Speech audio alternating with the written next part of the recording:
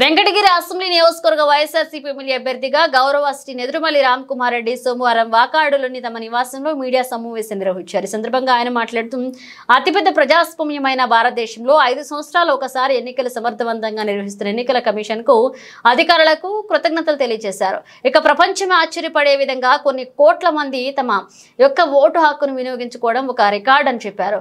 మన ఆంధ్ర రాష్ట్ర సార్వత్రిక ఎన్నికలు ఈ నెల 13వ తేదీన ప్రశాంతంగా జరిగాయని చెప్పారు. అదేవిధంగా మన రాష్ట్రంలో 80% పైన అత్యధిక ఓటర్లు తమ ఓటు హక్కు వినియోగించుకునేకోవడం అభినందనీయమని చెప్పారు. ఈసారి కూడా వైఎస్ఆర్సీపీ గెలుస్తుందని జగన్మోహన్ రెడ్డి విశాఖపట్నంలో ప్రమాణ స్వీకారం చేస్తారని చెప్పారు.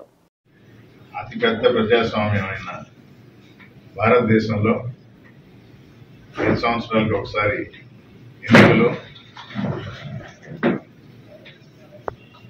దాన్ని నిర్వహిస్తున్న ఎలక్షన్ కమిషన్కి అభినందించాలి. ప్రపంచమే ఆశ్చర్యపడేలా ఇన్ని కోట్ల మంది వారి ఓట్ల హక్కును వినియోగించుకోవటం ప్రతిసారి ఒక రికార్డ్ అనే చెప్పాలి. దాంతోపాటు మన ఆంధ్ర రాష్ట్ర సార్వత్రిక ఎన్నికలు ఒకేసారి జరగటం మన మే 13న సజావుగా జరిగినాయి. దేశంలోనే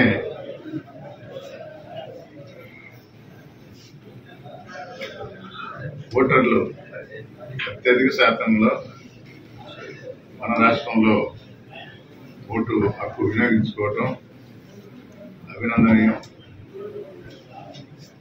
82% పైన వినియోగించుకున్న ప్రతి ఒక్కరికి అభినందన తెలపాలి.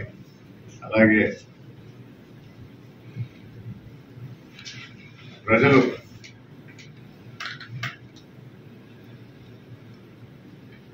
ఐదు సంవత్సరాలకు వైఎస్ఆర్ కాంగ్రెస్ పార్టీ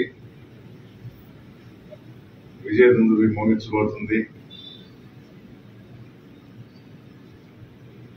పోయినసారి వచ్చిన దానికన్నా ఇంకా ఎక్కువ సీట్లతో ప్రభుత్వం మరోసారి ఏర్పడబోతుంది. జగన్మోహన్ రెడ్డి గారు జూన్ 9వ తారీఖున ఉదయం 11 గంటలకి విశాఖపట్నంలో ముఖ్యమంత్రిగా ప్రమాణ స్వీకారం చేయబోతున్నారు. ఇది ఇంతమంది ఎన్ని సర్వేలు చేసినా రకరకాల ఊహాగానాలు వచ్చినా వాస్తవం గ్రౌండ్ రియాలిటీ అంటారు. అంటే ఎలక్షన్ సమయంలో కాదు, 5 సంవత్సరాల పాటు ప్రజలు గమనించారు ప్రభుత్వాన్ని. అందుకని ఓటు ఏ విధంగా ఓటేస్తారు అనేది చివరి వారం రోజుల్లోనో చివరి నెల రోజుల్లో జరిగే ప్రక్రియ కాదు. ఇది నేను చాలా గట్టిగా నమ్ముతున్నాను.